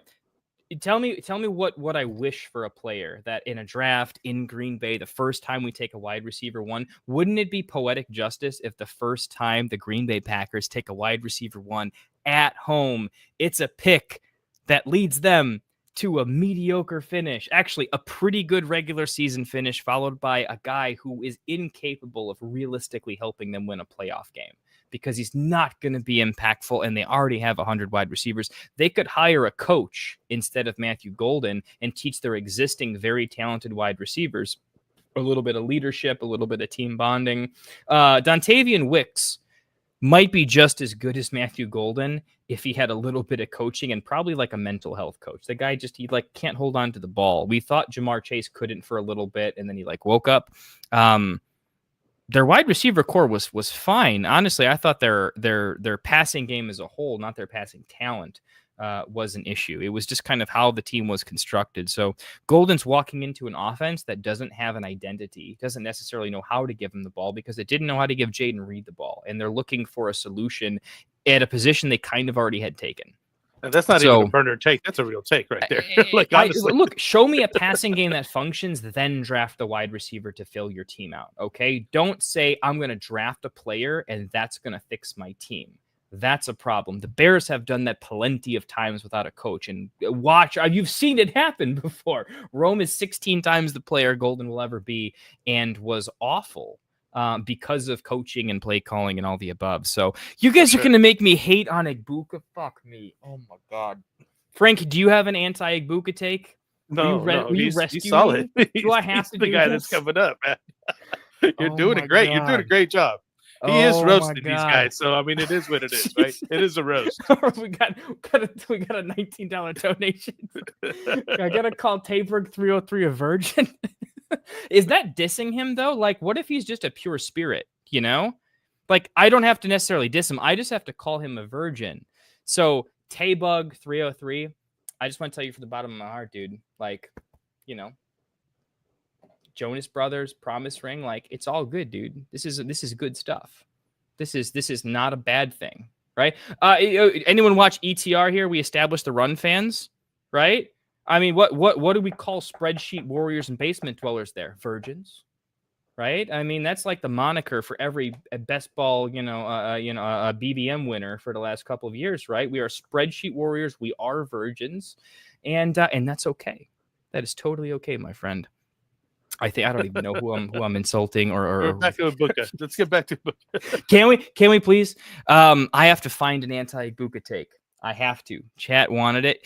Is this like a take blind segment where it's like you have to like test yourself? You have to go as evil as possible on a player you love to like really like see how you feel.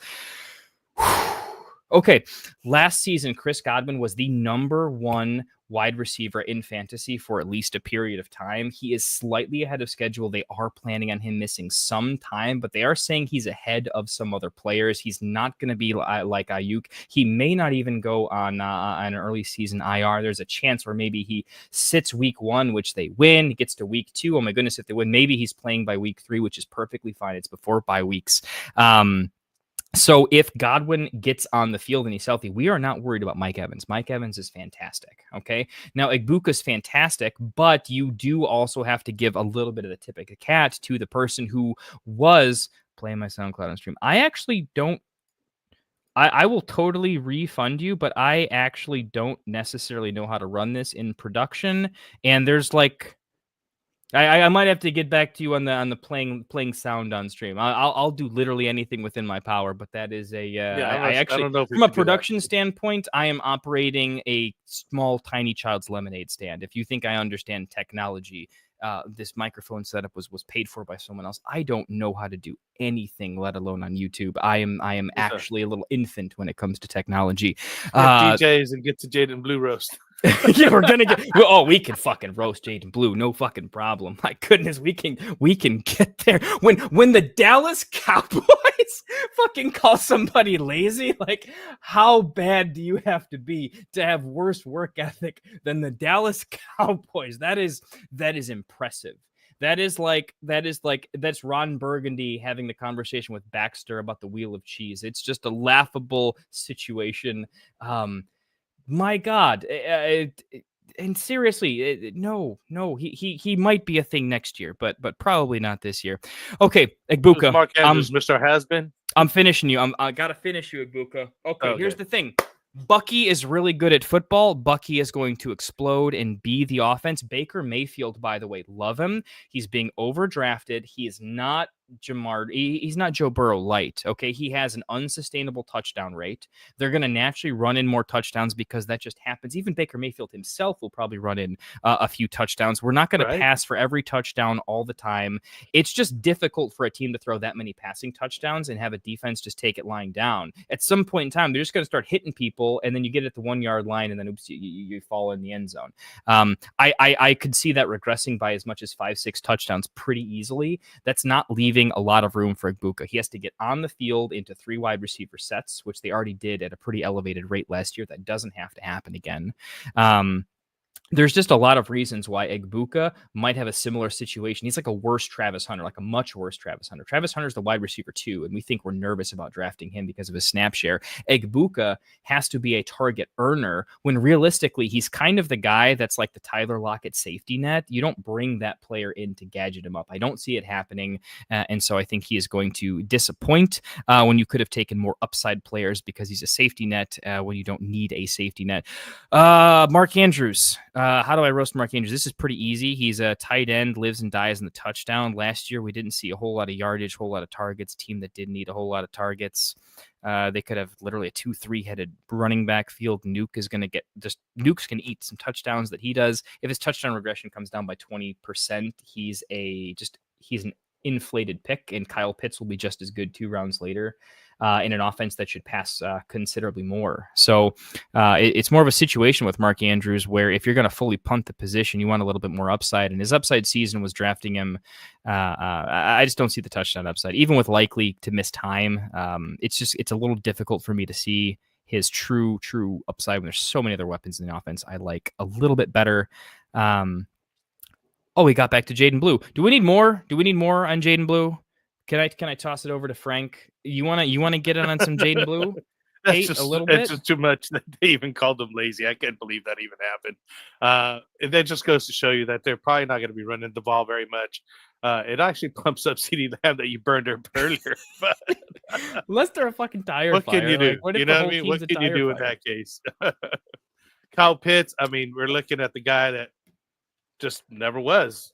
We had high hopes for this guy, drafted him high, and there's still even the people in this chat asking this, should we take this guy? I'm all out on him.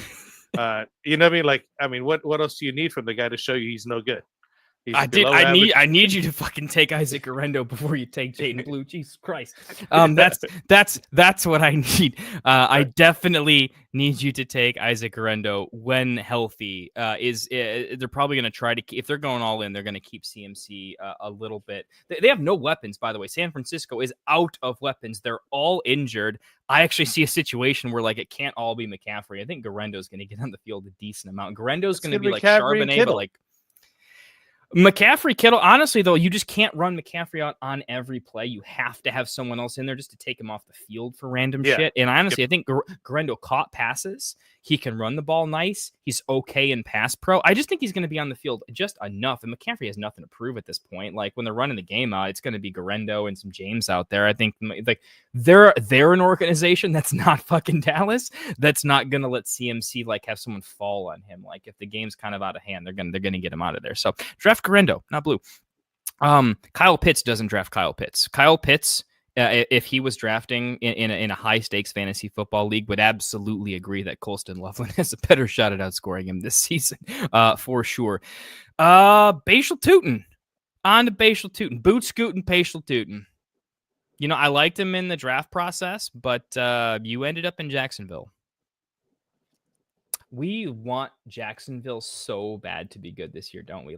It would be so cute, right? Yeah, if you were McMillan. Chat, I have been a stalwart Bears fan. Okay, I've put in my time. Okay, and like any true Bears fan, I am a living, breathing, not alcoholic, but borderline, I'm a Bears fan level. You know what I mean? I can't get through a game without, if I get the shakes, if I'm in the fourth quarter and I've just been sipping green tea, that's not going to happen. All right. We got a similar situation with Jacksonville. We got a lot of copium. We got a lot of but Sunshine's going to learn to throw the ball. He might. They might just be a doomed front office. I hope the coaching staff can fix him, but we haven't seen it for a while. We are hoping the entire offense needs to take a step forward for any of the running backs to be valuable. If Bashal gets on the field a lot, we are kind of hoping for more than one injury. Isn't he the classic case of even if the starter gets injured, he is a upgraded to timeshare back?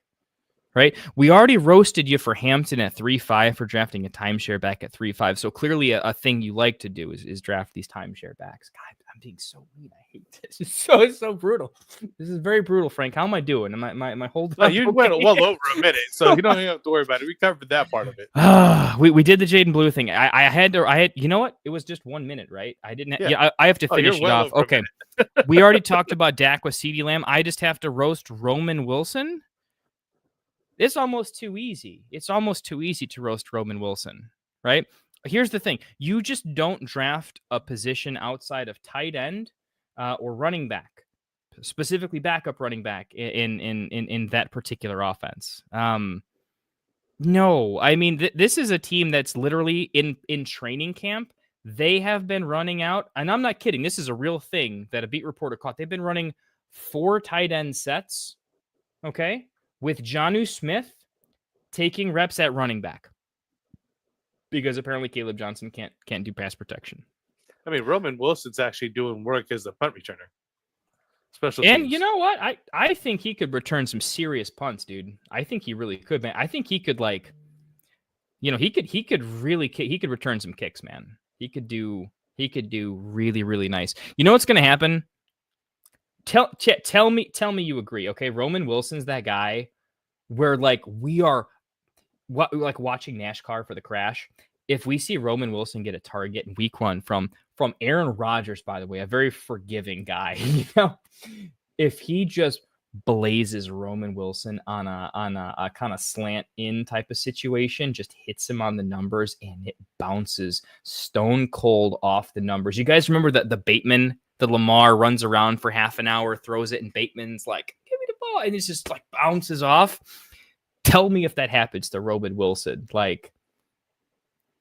He might quit. He might be out of the NFL that day. That might be he's tissue paper stability.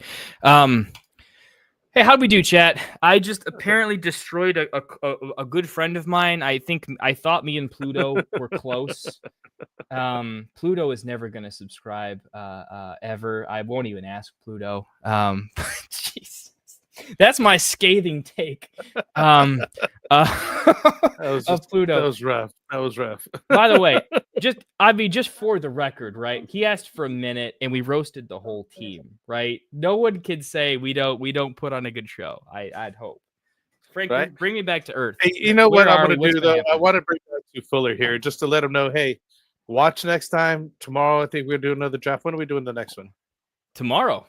When are we streaming? I'm gonna try to stream tomorrow. Hopefully, we have all the grades done. Yeah, everybody. I may not stream tomorrow, guys. I'm probably not streaming tomorrow. I think I have something going on during the draft. I'll clearly be orchestrating the draft, but I don't think I'll. I think I literally just roasted everybody. I swore quite a bit. I'm drinking. I have church tomorrow. I have a church thing tomorrow, guys. I'm sorry. Let's forgive me. All right, I'm very sorry. I make a lot of mistakes. So I just wanted to say, if hopefully we can get the grades done tonight, everybody could get on there at some point before tomorrow's draft, and we could just post up everybody's rankings, at least the top 6, because we're not going to rank the bottom 6.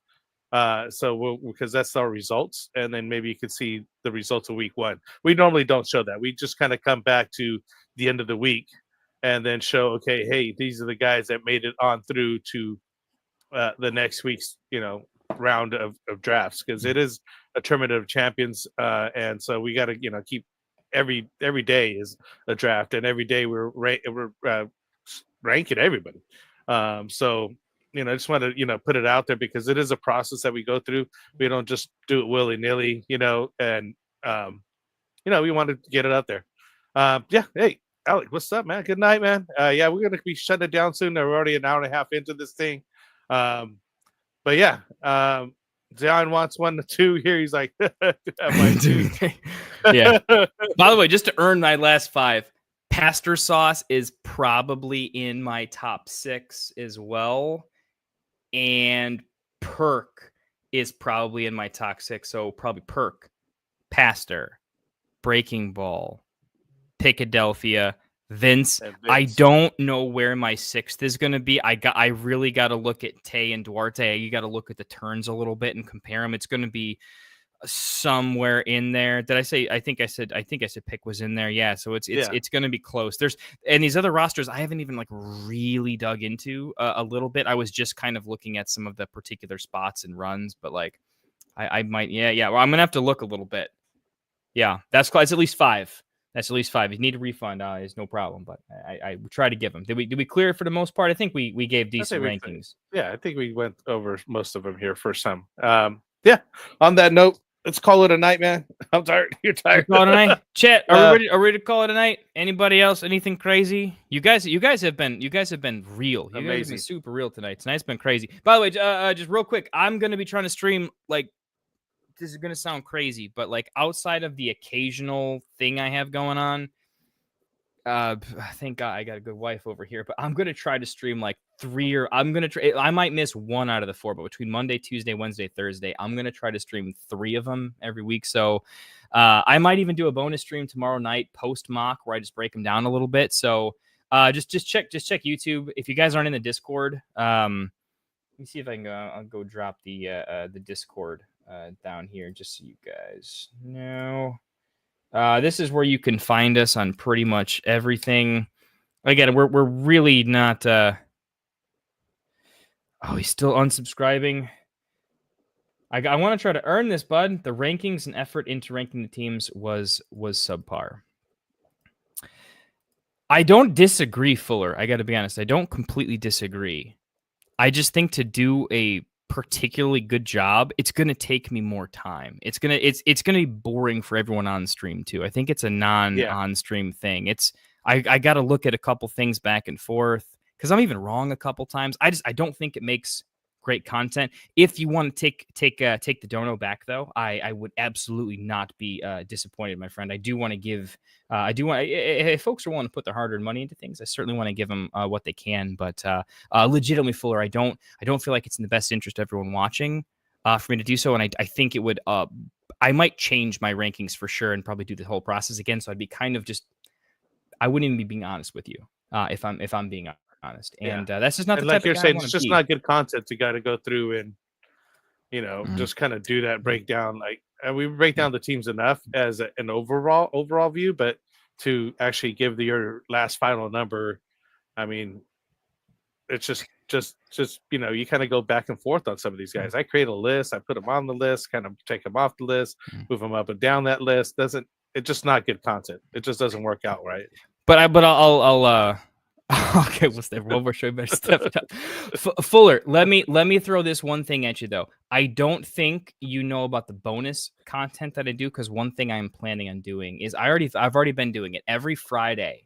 I do my Fantasy After Dark segment. I just started doing it, so it's like after our Friday night mocks, after we've already done this whole thing we've been doing, I go onto another stream, grab some more shit, and I stream till like 1 in the morning, where I'm just late night DJ. We're talking a little slower because my eyes are like bleeding, and I'm just going into my pure, honest, not even for chat, just I'm trying to get better. It's my personal homework. It's like my office hours and what I think about the board as I'm trying to level up. Things I'm honestly asking myself for my big money leagues that I'm in, that type of thing. Even my free leagues that are free, but the ones you care about the most, like the charity leagues that I'm in, that are like, I know it's for no money, but I want to win so bad. That's where I'm going to be looking at all of the different mocks that have gone down, rankings that were tough for me, things that like made one team go above another for these little things. I think you're going to see a lot of what you're looking for in that. And I think once a couple drafts go, I'll be looking to compare them in post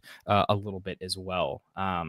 Just to give myself a little bit more nuance. So it's harder to rank live the first draft as you go later on. Later on, it's actually a little bit easier. You have a better process for it. So I got to be honest. The first folks, it's kind of a weird gimme thing. But you can go ahead and unsubscribe. I will earn the sub back. You get into a groove once you start doing a couple of these. You're like, all right, I know what I'm looking for. I kind of have an idea of like the builds that you've seen that are good, who's done so and this, that, and the other that you feel is going to produce a winning team, right? That's going to separate the top guys from the low guys. I mean, a couple of these teams I could already see that they're not going to make the list. But the guys that do make the list, now you got to kind of discern what makes them a little bit better than the other.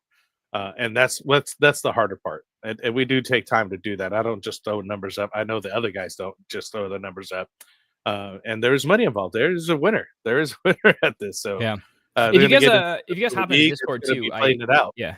Definitely. I want to hear what we should get a channel. We'll get something up. We'll get a poll. We'll get something figured out. But I would love to hear, because I want to get all these posted in the Discord for sure. The final board. Let's have some arguments. I want to see the roasting. This is a competition. As bar league situation here, we should. I'm going to get the board posted in the Discord. As you guys are sharing your thoughts on best pick, worst pick, let's throw it out there. Hey man, take it on the chin.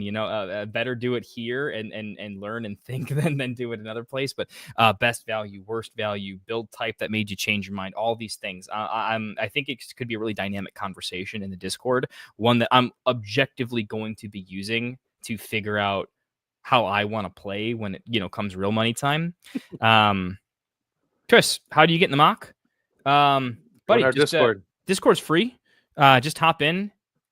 We're not great at it. We're not the technology focused people. So there's way prettier Discords out there. But the takes and kind of I'm famous for putting novels, paragraphs that break the system. I'm talking 5, 6 to 10 paragraph novels because I just can't stop typing. But just get in the Discord. There's a channel in there. The mock draft tournament. Again, I'm such a noob to all the fancy stuff that I'm like trying to set up threads to make it easy to, week 1, week 2, going to next week's Superflex week. I'm going to have those links posted. I don't post them yet just because I want to make sure I fill up week 1 first before I get to that. Yeah, Chris, especially if you're in Philadelphia's, or however you know him as, Philadelphia, Zion Penumbra, Terry Tate. If you hop into his Discord, he'll get you into ours as well. But get into our Discord. All the things are there. If you're in his Discord, he lets me post in there. And if you follow us on X, I don't think we don't post the mock links on X just because they're usually filled by then. But if you follow the Get Right on X, the main thing, and yeah, you're going to see it gets filled more through Discord. We used to do it on Sleeper, but we moved over to Discord this year just to have more control and just be able to do a little bit more on it. And it's obviously used by a lot of people, so you got to do it on there.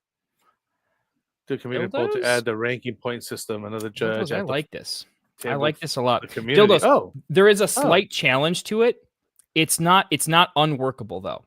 I'd love to find a way to work this in. And because we do subjective rules and I do whatever I want to do with this tournament in good faith of the mock community, I'm a lover of the game. It's really a Monday, Tuesday is no problem. Wednesday, Thursday is the issue. Wednesday, not even, but it's Thursday. We have to Thursday, send we the gotta get it winners done out. Like quick. Thursday mock happens, then we have to grade right then and there because we have to send the invites of who advanced to Friday right then and there so they know for the next day. So we always found that was a challenge of, will the community rank right when we needed to do it? So that like we don't want to have the community have a point, but if they just decide not to really vote that day, our Discord's we're not big yet. We're getting there, but like we haven't remotely arrived. There's always a chance that it's not very representative, or it's like, hey, I noticed there's 0 votes, so I'm just going to vote once and it's going to get my guy in. It's slightly unreliable, but I promise we are looking to add that as an element to some degree. Part of it's just I wanted to get these in the Discord and see how interesting it was. Will people talk about it? Will they find it interesting? Will it create a dynamic conversation? What we could do is we could put the screenshot in Discord and just put a poll there and let everybody vote. I think we're just going to do that. There. And we're just going to see if we get a decent response. I'm subjectively saying it right now. If we get a decent response, we'll do it. We'll just add it straight up. I will go into the spreadsheet right now and I'll just say, hey, there is no like community thing in there. But I'll just say, hey, dude, this guy got a bunch of votes. They're getting the point. Don't care. It's going to happen. So we will figure it out. Oh, my goodness. They want to give more money. How much would Chris Dowger have to pay wine and dine? Would anything like Chris Dowger take you out on a date? I mean, what is a date? What is a date really? But, I am your humble tavern master over here. if we can consider the date, if I'm pouring drinks from like my favorite side of the bar, that's how I prefer. But maybe we'll see. I'll put it this way: you got to check with the wife. All right. If my wife says, "Honey, we have to pay the electric bill," so you got to do what you got to do. That is up to her. So you figure out who to contact. On that note, On that involving note. the wife. It's like, All I right. can stay with the wife. I'll go out with anybody with any kind of money. Oh, Talking my right kind goodness. of money, I'll go. Frank, what a night! What a mock! Yes, it was nice. It was good. That's Day good one. first night, man. Day one. This one. was day one. We have how many? It more started like days this. of Oh my We got god. 3 It's like weeks. 4 We got weeks. 3 boys, we got 3 weeks. weeks of this. I'm gonna be we are gonna be streaming. These mocks are gonna happen regardless for the next 5 days a week for the next 3 weeks. We got like 15 days of mock drafting in the next 3 weeks, guys. That's a thing. And I'll be streaming, I think 70% of it. So we're gonna see a lot of each other, folks. It's gonna be a good time. We're gonna get to know each other. But I gotta get to bed, man. I got a work day tomorrow. I gotta go do some recruiting. I gotta go find some mechanical engineers if anyone knows. Looking for some good mechanic. You know anybody, Frank? You want to send some my way? Not right off the bat. Not in your area, at least. Man, we'll get there. Notre Dame country over here. Go Irish. If you're in town, hit me up. Frank, what do you want to say in closing to the fine folks? You know what? Drafted tonight. Any First words show of wisdom this from Caesar? season. It was fantastic seeing everybody on here. So many new faces. I'm excited about that. I mean, I only seen like 3 of the regulars on here, maybe 2. Last year we were just it was some of the same guys were drafted. I can't wait to see tomorrow's show to see who's included. Maybe some of these guys that are on here on the chat will join us on Discord.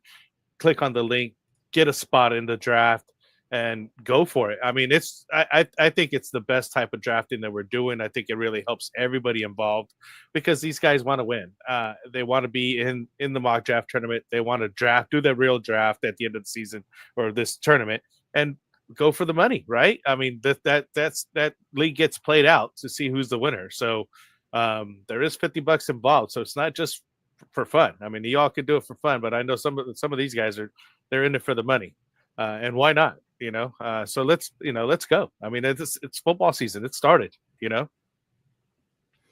I'm in, man. I am in. I love it. Well, guys, chat, everyone out there in YouTube land, close up. Ooh, close up. That's honestly too close up, man. That's too personal. Whoa. Hey, sincerely, we've been doing a lot of fun takes here, but hey, thanks guys for spending the limited time that you have to look at fantasy football, all the good stuff with us tonight. We certainly appreciate it. Discord is the best place to find us, though. Trying to make enough places for everybody, but if you're looking for advice, it is a place where I will give a lot of my time to that, as we do on stream here. But definitely, certainly try to get involved. We'll be posting in there if there's more spots. I'll be opening up week 2 soon. If you like Superflex, more than one quarterback, we're going to have that next week is Superflex week. So if that's a better format for you, hop on in. Basically, if there's open spots and you didn't make top 3 in a particular draft, we're going to try to get the new folks in. If there's new blood that is lining up and there's not a spot, we're going to make a spot for them. But if there is space and you have missed your shot, go ahead, get in there, no problem. It's not a perfectly fair and equal system. Some people have more shots than others, but it's just availability, and we're not playing for big bucks here, so it's it's all good stuff. We are giving away $50 for this tournament, so whoever gets into the final draft that we do play it out as a best ball league, they do win the $50. So we are adding to it a little bit too, and I can't add financially as much yet because we're barely monetized. Trust me, as we grow, we will be happy to do like the others do and do more giveaways and that sort of thing. But what I can give away for sure is my time, my honest, unadulterated opinion, trying to make everyone better. My honest take is growing up, I was a big fan of fantasy footballers. I was pretty good at applied mathematics and game theory, but they helped me put it all together in fantasy football. And I love the entertainment angle as well as crushing drafts. So I'm trying to, at a minimum, give back to you guys in kind with good takes, good entertainment. So with that being said, a lot more mock drafts to go. If you need help with anything, finding anything, the simplest answer is get in the Discord. At me, I think I'm in there as Kendall FFT. Ask anyone in the chat. It's a great community. They'll let you know. Mike's in there. Frank's in there. So the point is, we want you to mock and have a good time. We'll find a way to make it happen. And while we're mocking, we'll live stream and we will roast the absolute shit out of all of your league mates. So get them in there, throw me an electric bill, and we will tell them just how much they disappointed their family. With that being said, Frank, do we play some music? Yes. Perfect. Let's do it. Wanted to write fantasy is the play.